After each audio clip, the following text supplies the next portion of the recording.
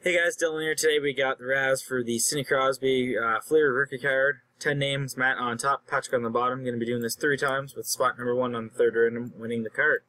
So good luck to everyone in the Raz. Once again, 3 times, and we are live. So after 1, we've got Patrick on top. After 2, we've got Matt. 013426 is the second timestamp. Going to paste that back into the thread, verify the time as it is 9:34. We've got 9:34, May 22nd, Sunday, 2016, and the winner of the Crosby rookie is Daniel with spot number 4. Congrats to you, sir.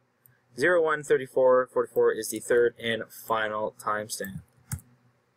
We're going to verify the time in the comment as it is 9:34. Once again, 9:34, May 22nd, Sunday, 2016. Now 9:35. Daniel Gilbert is the winner. So Daniel, please PM Tech your info, and you'll get the card to you as soon as possible. Congrats.